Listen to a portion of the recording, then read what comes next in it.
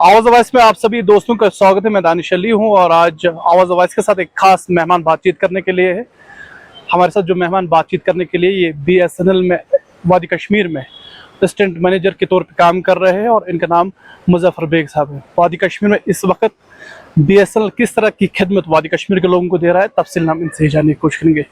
Thank you for your precious time sir. शुक्रिया मुझे आपके इस फोरम में लाने के लिए, थैंक यू वेरी मच। तो मुख्तसरन इब्तिदा में बता दीजिए कि BSNL इस वक्त वादी कश्मीर के लोगों को क्या खिदमत दे रहा है। वादी कश्मीर के तौल अर्ज में आज आप देख लेंगे, जहाँ पे हमारे एग्जिस्टिंग 2022 की आप अगर बात करेंगे तो हमारे पास 500 टावर्स थे, लेकिन आज की डेट में हम 1200 टावर्स पे पहुंच गए हैं। पिछले 3 सालों में हमने 600-700 टावर इंस्टॉल किए हैं। एक तो ये चीज़ है। हमारा दूसरा मिशन है कि हर गांव में, हर रिमोटेस्ट विलेज जो श्रीनगर में है, वहां तक अपनी कनेक्टिविटी पहुंचाना। इन एडिशन टू दैट, जो भी आपके पंचायत घर है, जो भी आपके रिमोट एरियाज में कोई भी छोटा इदारा है, सरकारी डिपार्टमेंट है, वहां तक अपनी फाइबर कनेक्टिविटी पहुंचाना। ये हमारा अगला एक प्रोजेक्ट आ रहा है भारत नेट के नाम से। तो उसमें हमें हर एक गांव को कनेक्ट करना है फाइबर के जरिए, ताकि वहां पे दूर दराज इलाकों में आप देख रहे हैं वहां पे मेडिकल फैसिलिटी नहीं है, एजुकेशन प्रॉपरली नहीं पहुंच रही। जो हमारे श्रीनगर शहर में लोग रहते हैं उनके पास इंटरनेट की खिदमत है, हर एक फैसिलिटी मैसर है, लेकिन जो रिमोटेस्ट है उस पर बहुत कम ध्यान है अभी तक। तो हमारा ये अज़न है कि हम उस हर एक गांव में, जहाँ पे हैमलेट में 10 घर भी है, वहां तक अपनी फाइबर कनेक्टिविटी पहुंचा के उनको हर एक उस चीज को मुहैया कर सके जो आज की डेट में एक इंसान को दूसरे इंसान के साथ दुनिया के किसी भी कोने में कनेक्ट कर पाते हैं।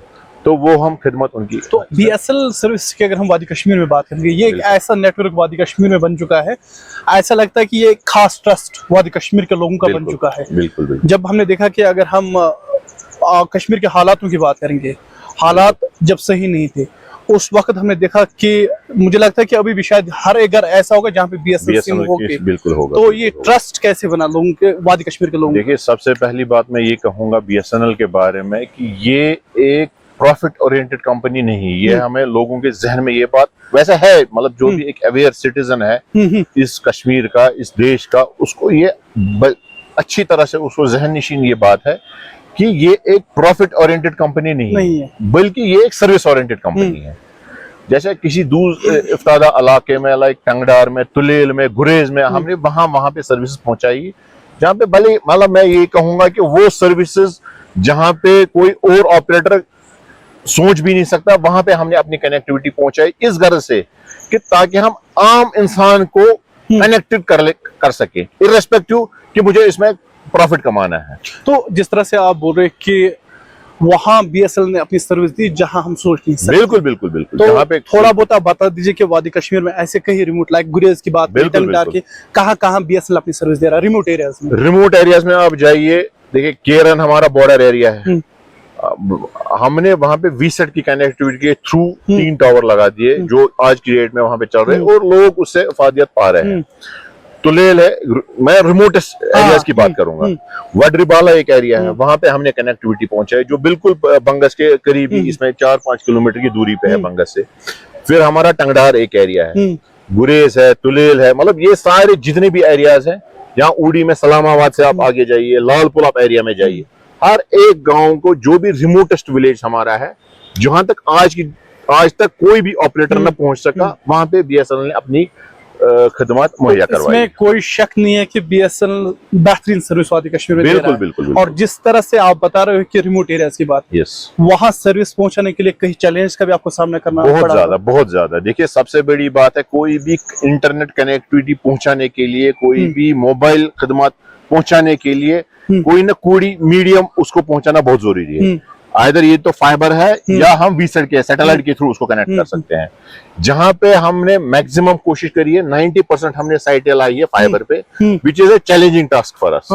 कि इट इज नॉट इजी कि आप केरन को आप इमेजिन कीजिए, वहां पे फाइबर पहुंचाना करालपुरा से, which is somewhere around 80 kilometre, उस टेरेन पे फाइबर को ले करना, वो भी अंडरग्राउंड, ऐसा नहीं कि ओवरहेड है, ये अंडरग्राउंड फाइबर पहुंचाना, it's a very challenging task. ऐसे एरियाज में हमने फाइबर लेइंग का काम अंजाम दिया। अगर इस वक्त हम स्टेट की बात करेंगे, स्टेट के अलावा दूसरी रियासतों की बात करेंगे, कहीं प्राइवेट ऐसी नेटवर्क कंपनीज है जो बेहतर कर रही है, ये नहीं कह सकती वो कुछ नहीं करे, वो बेहतर कर रही है। बिल्कुल कर रही है। तो इस सब को देख के बीएसएनएल अपना फ्यूचर वादी कश्मीर में किस तरह का देख रहा है और किस तरह का फ्यूचर है? इंशाल्लाह हम एक्सपेक्ट कर रहे हैं अगले 1-2 सालों में हमारे पास कुछ और प्रोजेक्ट्स आने वाले हैं कि हम हर एक गांव को, हर एक रिमोटेस्ट विलेज जो भी यहाँ पे कश्मीर में है, उसको फाइबर की कनेक्टिविटी पहुंचाएंगे।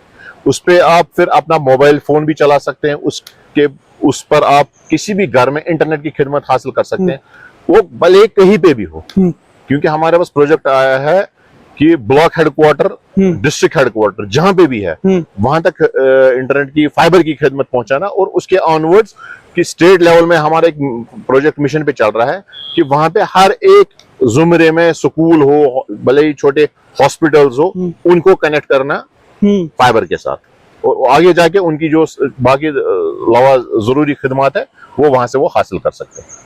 तो कई ऐसे भी लोग वादी कश्मीर के हैं, या अगर हम इस मॉडर्न टाइम की बात करेंगे, जो नए लोग हैं इनको बीएसएनएल का कम मिले। बिल्कुल, क्योंकि जिस तरह से नई प्राइवेट सैटेलाइट्स आई है, तो अभी कहीं ऐसे नौजवान हैं जिनको बीएसएनएल का नाम पता नहीं है। बिल्कुल, अगर नाम सुना होगा लेकिन कभी ये सिम इस्तेमाल यूज नहीं किया होगा। तो स्पेशल क्यों है बीएसएनएल, और अगर आप स्पेशल इस्तेमाल देखिए, मैं इसमें एक चीज कहूंगा, मतलब मैं दूसरी कंपनियों को फॉरगो नहीं करूंगा, मतलब मैं उनकी शिकायत नहीं करूंगा, बट अगर आप आज की डेट में भी प्राइस कंपैरिजन करेंगे बीएसएनएल को दूसरे ऑपरेटर के साथ, बीएसएनएल आपको हर किसी ऑपरेटर से सस्ता मिलेगा। भले ही वो मोबाइल का रिचार्ज हो, भले ही वो आपका लैंडलाइन का टैरिफ हो, भले ही वो आपके एफटीटीएच का टैरिफ हो, बीएसएनएल आपको हर एक में किसी भी ऑपरेटर के साथ आप कंपेयर कर लीजिए, वो सस्ता है। उसका रीजन ये है, प्राइवेट है, गवर्नमेंट है। गवर्नमेंट को हमेशा ये है कि उसको हमेशा खदमत जरूरी होती है अपने अवाम को मद्देनजर रखना। हम प्रॉफिट ओरिएंटेड कंपनी में दोबारा इस चीज पे ज्यादा ये दे दूंगा कि हम प्रॉफिट ओरिएंटेड कंपनी नहीं है, हम सर्विस ओरिएंटेड कंपनी है। हमारा काम है लोगों को खिदमत करना, न कि प्रॉफिट कमाना। ठीक, मैं अगर अपनी बात करूंगा कि मेरे भी कई ऐसे दोस्त हैं जो बीएसएनएल सिम इस्तेमाल कर रहे हैं। बिल्कुल, और वादी कश्मीर में एक तबका ऐसे लोगों का है जो कई सालों से पीढ़ी दर पीढ़ी बीएसएनएल सिम इस्तेमाल कर रहे हैं। बिल्कुल कर रहे हैं। तो जो बीएसएनएल के ये खास लवर्स हैं उनके लिए क्या कहना चाहते हैं?